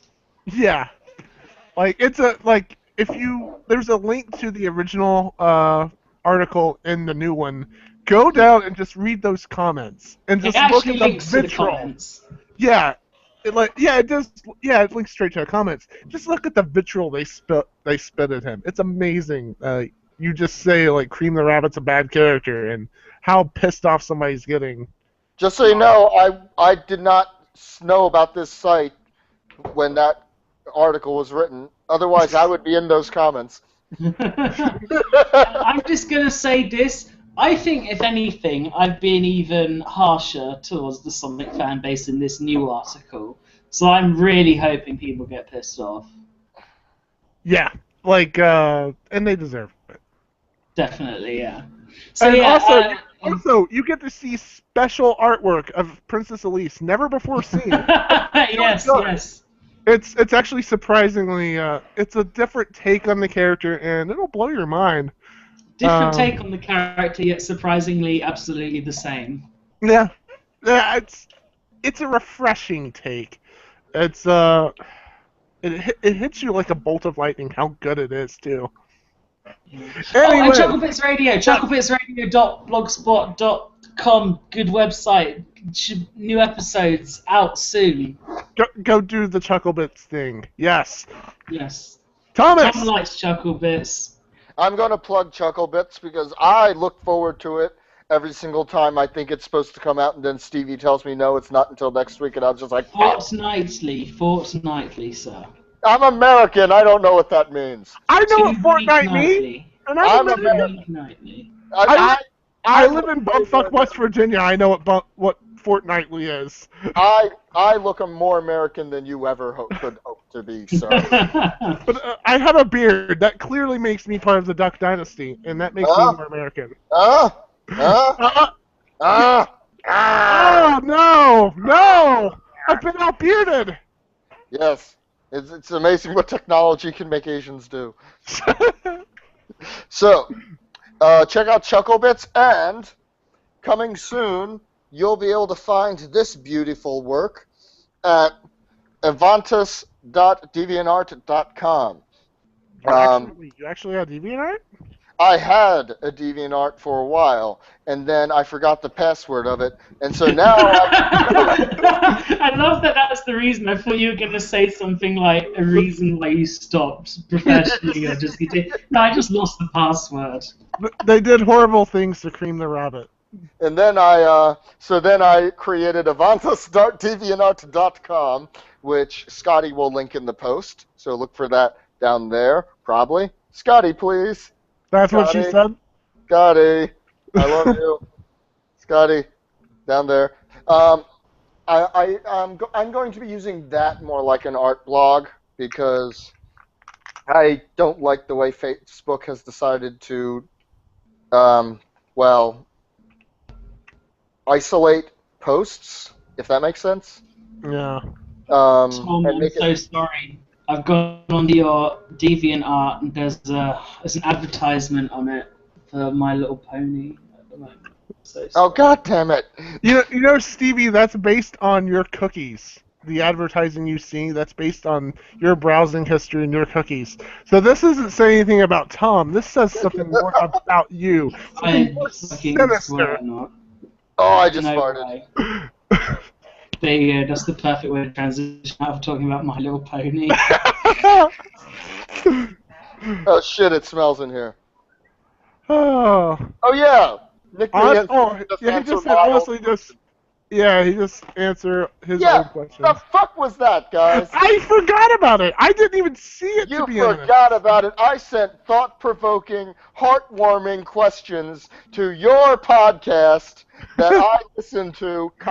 Didn't listen to all of it actually, and you didn't answer. Yeah. You don't even listen to the whole show. Why should I answer your question? I listened to enough. No chuckle bits. It wasn't chuckle. You'll listen to chuckle bits, but you won't listen to the show you guest on.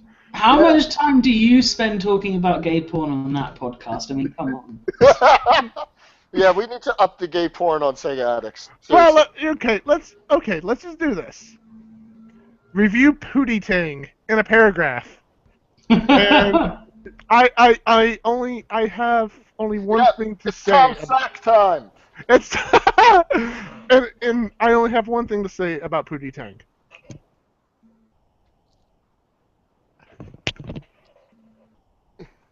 No, I really liked Pootie Tang. Stevie and I got talking about good movies one night. We were talking about. I find this hilarious because we were talking about Scary Movie 3, and then you got from that to watch Pootie Tang because Pootie Tang is referenced as a one-off comment in Scary Movie 3. Oh God, Scary Movie 3 is like the only good scary movie, I thought. It is, it legitimately. It literally is. I'm a white boy, but my neck is red. I put what other questions did I on my Wonder Bread. Let's see. What is the best porn search engine? I'm asking for a friend. Sure you are. Yeah, I am asking for a friend. Totally. Mathub.com is a good one. GayMailTube is a good one. Obviously, if you're not a homosexual like me, you're going to have a bad time on those websites. Probably not going to see some images you'd like if you're straight. Or if you're in the American Southland. Well, I could have a gay friend. You never know. Well, there you go. But, you know, if you're ever wondering, I want to see a guy putting his dick in a guy's butt, then there's some good sites to look at.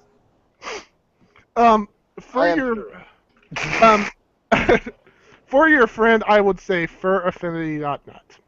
No, I'm going to change my answer. Mine was deviantart.com. Oh, good God, what have we done? We have interrupted plugs. Art at deviantart.com. That is the best porn search engine. The amazing Tom.tumblr.com. Oh yeah, I do that too. that is a place where I post. If I do something video game related, I'll post it on Tumblr because I've discovered Tumblr does not give a shit about my other art. Yeah, that's because all they care about is activism that they'll forget about in 15 minutes. Anyways. No, they like my art, kinda. Let's see. Anyways, Brett, do you pre-order from NIS? I love their extras, but it's a tad pricey. I've never pre-ordered an NIS game before. Yeah. Okay. Damn. Anyways. That's surprising to me. Yeah. Well, I was gonna pre-order Victory, but we had it like on such short notice when they pulled our review copy that I didn't have time to get in to just pre-order it. I just had to show up like the next day or like the next week, right on the dot to pick up the game. So, yeah, I had to wake up at 9 a.m. to get ready to go buy Hyperdimension Victory. Oh, boo-hoo, you had to wake up at 9 cunting a.m. Well, I mean... But is that Next something? question. That is the last question. God damn it. All right, let's put this thing to sleep. You can find me. Plug me. What? Plug me. What are your plugs? That's not what you said before, I don't think. Anyway, you can find me at Suzaku Rainmaker on Twitter, Tumblr, Steam. If you ever forget Brett's name on Twitter, just sneeze. Suzaku Rainmaker. There you go. Awesome. Yeah, you can find me there and on Tumblr, and you can find me on PSN at SciAvenger. If you want to play Persona 4 Arena with me and your name is not Tom, we can do that. I'll just leave him waiting by the phone. Oh god. But yeah, and of course the site. As bad as one. It's the loneliest number since the number one. That'd be a real downer to end this episode. No worries, I've got that covered. All right. So that's pretty much all I've got to plug. Pissed off at the world and just turns the show off. Yeah, fuck you guys. Stop broadcast. I want to know how far Scotty got into this episode. Scott, do you have a special thing for Scotty to tweet out to us? Oh, yes. It's Scotty. To prove that you listened to this episode, I want you to tweet the following sentence. I like to sit on eggs. I like to sit on Eggman. Also, Scotty, tweet out your answer to the question, what is your favorite porn search engine? Yeah, there you go. Totally for friends. All right, well, I believe that's it. So I'm gonna find something to play, and we're gonna have you guys are gonna do a dance off, and I'm just gonna throw up again. I'm not moving. Yeah, I'm probably just gonna wiggle my legs on this chair. God, why? Okay. I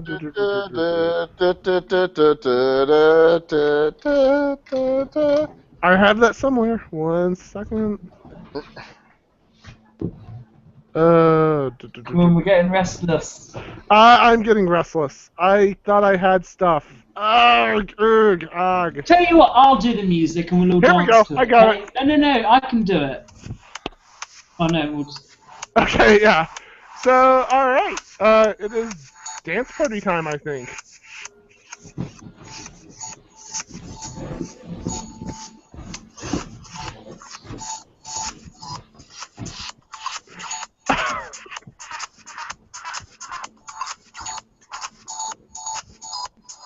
I picked this specifically for you, Tom.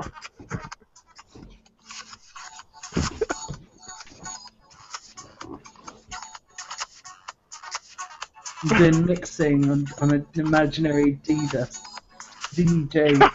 thing. You're gonna attract too many fetishes here, Stevie.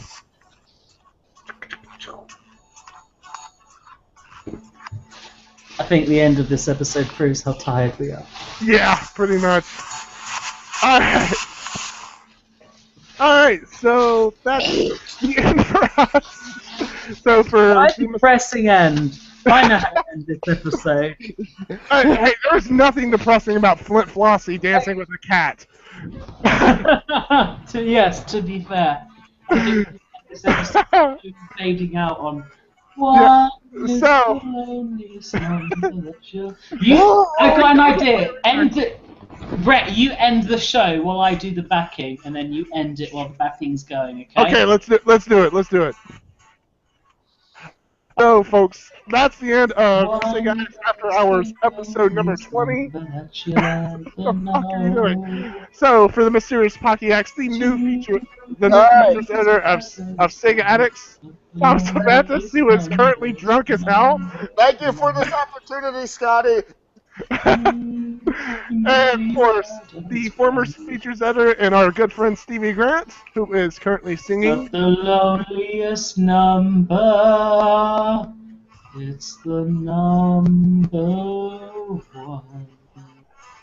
I am very depressed, and that is it for tonight. Y'all take care. We'll see y'all next week. Brett,